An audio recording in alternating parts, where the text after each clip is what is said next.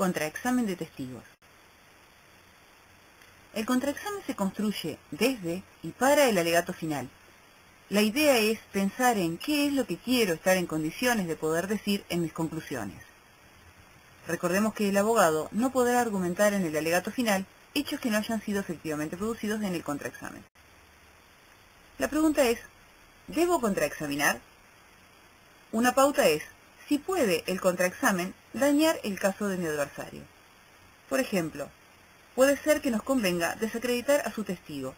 Esto va a suceder en aquellos casos en que consideramos que el testigo ha venido a engañar al tribunal.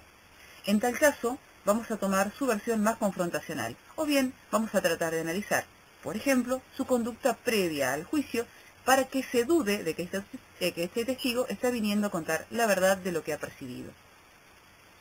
Otra posibilidad es tratar de desacreditar su testimonio brindado en el examen directo. En este caso, no vamos a estar pensando que este testigo vino a engañar al tribunal con alguna mentira o que no es confiable por ese motivo, sino que sus condiciones de percepción no eran las mejores. Por ejemplo, existían condiciones personales, tales como alguna deficiencia en sus sentidos, o bien ambientales, ruido, malas condiciones climáticas, oscuridad, que impidieron una percepción fiel de lo que sucedió en ese momento. Otra posibilidad es pensar si puede el contraexamen ayudar a mi caso, por ejemplo, para realzar o destruir la credibilidad de otros testigos. También puede suceder que el testigo en el examen directo haya dañado mi caso con su testimonio. En tal situación, quizá pueda en un contraexamen intentar minimizar o bien incluso reparar el daño ocasionado. Finalmente, puede ser también que necesitemos al testigo para establecer la base de introducción de algún tipo de evidencia. Podemos pensar, por dar un ejemplo, en la introducción de algún documento o de algún objeto que no ha sido presentado antes en el examen directo. Algunas sugerencias respecto de la forma de realizar el contraexamen. En primer lugar, el contraexamen es esencialmente temático. Esto tiene que ver con lo que vamos a decir ahora de los objetivos modestos. Normalmente en un examen directo, en un contraexamen, lo que vamos a intentar hacer nosotros es buscar solo ciertos puntos que pueden contribuir a lo que dijimos antes, es decir, a debilitar la teoría del caso de la contraparte o bien a fortalecer la nuestra. Lo clave, metodológicamente, es hacer solo preguntas sugestivas de un solo punto, como en este ejemplo, de la película Murder of Sunday Morning. Usted estaba allí para obtener una confesión, ¿cierto? La respuesta es sí. En la pregunta sugestiva de un solo punto iremos, justamente, pauta por pauta, punto por punto, separando las proposiciones fácticas, de modo que el testigo no se nos escape y se limite a responder sí o no, de un modo que ni él mismo lo hubiera formulado, y es conveniente en nuestra teoría del caso.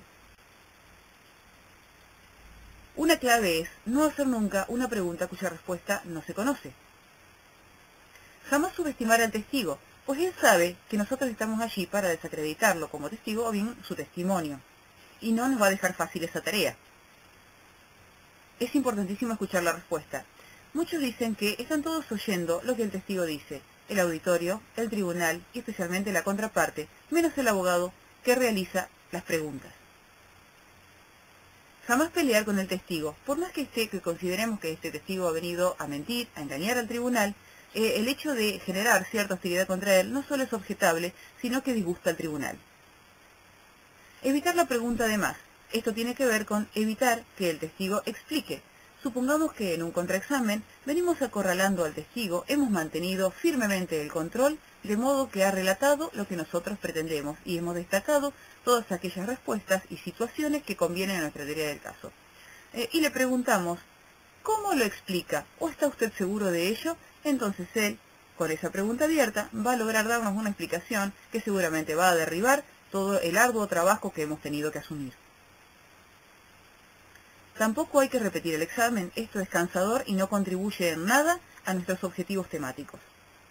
Finalmente, la idea es, como dijimos al principio, guardar las explicaciones para el alegato de clausura. Allí haremos cerrar el círculo, armaremos el rompecabezas explicando lo que hemos logrado a través del contraexamen. Muchas gracias.